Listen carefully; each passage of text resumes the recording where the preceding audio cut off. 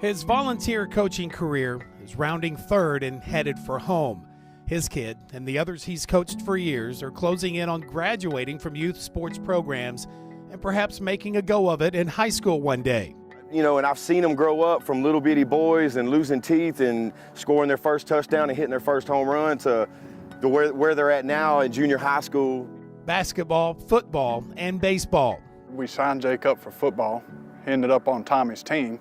And then Jake liked playing for Tommy so much that when he signed up for other things, hey, is Coach Tommy coaching? When you're fortunate enough to coach pretty much the same kids 3 sports seasons a year. We have been with Tommy since 2011. For a half dozen years, the title coach just doesn't seem appropriate. Tommy, you know, he's not just their coach. He's actually a good mentor, role model, father figure for kids. I want you to show all the fire and determination and everything I've taught you over these years, okay? A few months ago, an emotional Tommy Long gave his final pregame speech before his team's final game of their final season in Bossier Park's Youth Football League. You're already heroes in my book, but you can go down as legends by never losing a game on these fields right here. You understand me? Yes, sir.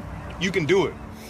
Perhaps you'll appreciate the tears behind those shades when you understand he literally raised these kids right alongside their parents. Their kids are our kids are their kids. If we can't make something, we know we can call Tommy and he's got them. He'll come get them, he'll get their clothes, everything. Yolanda Jefferson's son, Cameron, was there for every one of those repeat youth football championships, basketball titles, and baseball successes. And when Coach Tommy shared with his boys and their parents about his latest unscheduled matchup with a rare bone cancer. When I first heard, yes, it was devastating and shocking, but I also know that God can answer prayers, and I know Tommy's going to be good. I missed the game on Tuesday, I'm sorry. My surgery ran late. Just hours after having an initial surgery in preparation of his upcoming first round of chemo, Good pick. Coach Tommy was back on the field, at home, sitting on the ball bucket.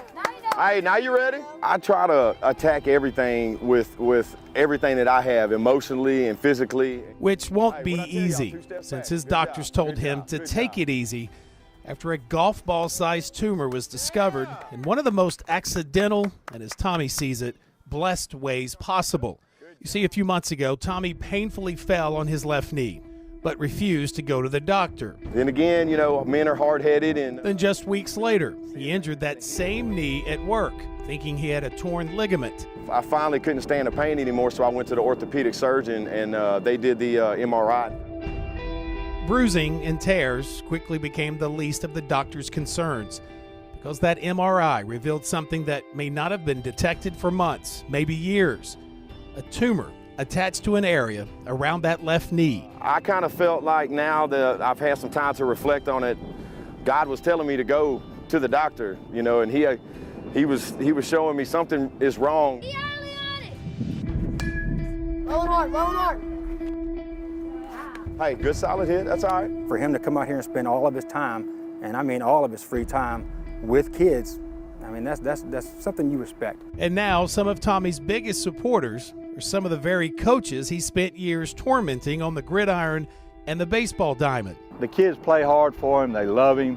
When you see that, then you know, you gotta say to yourself, he's doing something right. Every youth football coach to ever face Tommy shares an unfortunate bond. They never beat Tommy's football team. A bond I share with them only on the baseball field. We've been coaching against each other for, 6 years, yes, sir. And I counted the other day how many times we beat y'all. Yes, sir. None. Nor my Astros, Thunder, or the Outlaws ever celebrated a victory over a Tommy Long coached Dragons or Bombers baseball team. But a funny thing about that, you're better for it.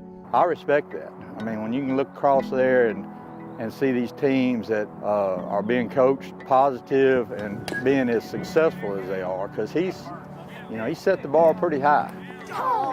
Y'all have to learn how to control your emotions after you make a bad play, because it's what you do after you make a mistake is what makes you a good baseball player. Two! Got it! That's why you don't give up, okay? One mistake can turn into a double play that you just turned. You hear me? That's why you don't get down on yourself, because you just made a double play. Great job. A mistake, like almost not going to the doctor. You know, God is still in the miracle working business, and Tommy might be a testimony to somebody else. A mistake that his sports family knows will just turn into another Tommy Long victory. Tommy just doesn't preach about not giving up, always battle, keep at it. He doesn't just say that he believes in it. Y'all have got a lifetime of at-bats and a lifetime of ground balls to field, okay? So stop worrying about it so much and just have fun and play baseball, okay?